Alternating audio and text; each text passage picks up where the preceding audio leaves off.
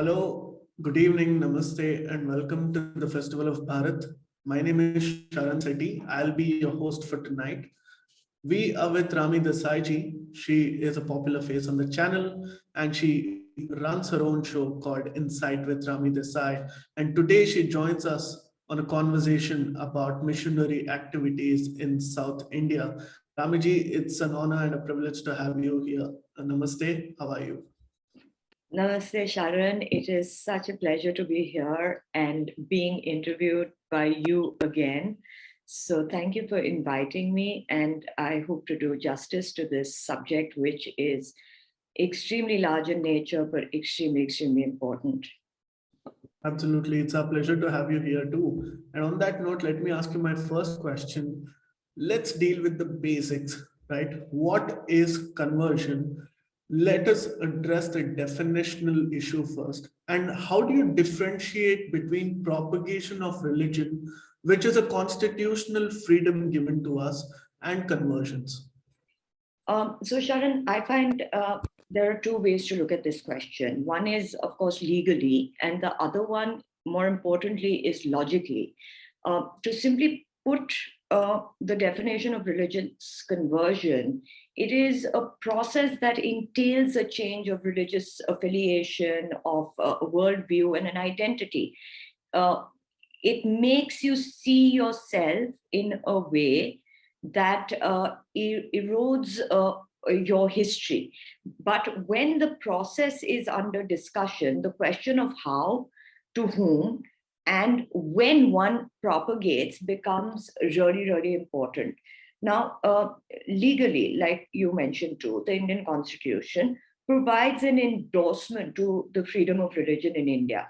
And it's not just reserved for citizens of India, but it's also reserved for anybody who is residing in India. Now, this freedom of religion starts to get really murky over the issue of religious conversion. There have been many, many cases in the apex courts that have spoken about and have had the opportunity to make this distinction and to discuss this. What it finally comes down to is that the former, which is propagating religion, is a fundamental right. But the latter, which is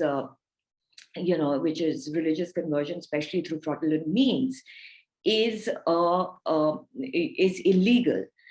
Now, to quote one of the cases, and I'm not a legal mind, I'm an anthropologist, but it's important to know that one of the legal cases, for instance, Ramdas ji versus the state of Andhra Pradesh, had discussed this, exactly what you've asked, the right to propagate one's religion, which the court decided means the right to communicate a person's belief, to be able to tell other people and expose the tenets of that faith to other people. But it does not include the right to convert the person that you're propagating this to via inducement or force or greed or so on and so forth. Therefore, one can say that, propagation enjoys constitutional protection under the right of freedom of religion, but conversion does not. And,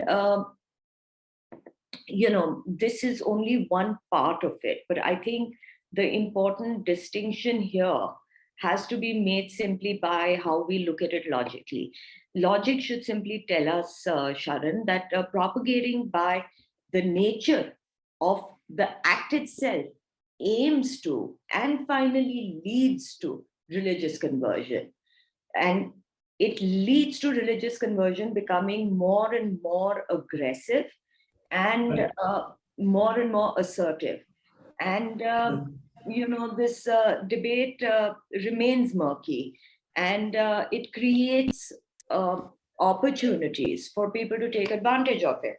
Now, additionally, and this is just one last thing, I feel that logic should really tell us that the change of faith from one from one religion, from one faith to another, should be solely on the basis of some amount of spiritual content, spiritual experience.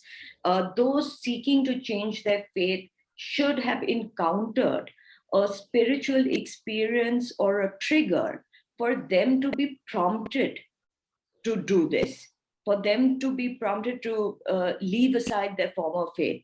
It should not, in any case, be advertised to and induced through fraudulent means of conversion, bereft of any spiritual content and experience. And that is where logic and the collective consciousness of society becomes really, really important, because that is probably going to prevent such fraudulent means more than law ever can. Please remember to subscribe to us and switch on the notifications for this channel. For our other social media links, more content, and to support our work, please visit citti.net. Dhanyavad. Namaskar.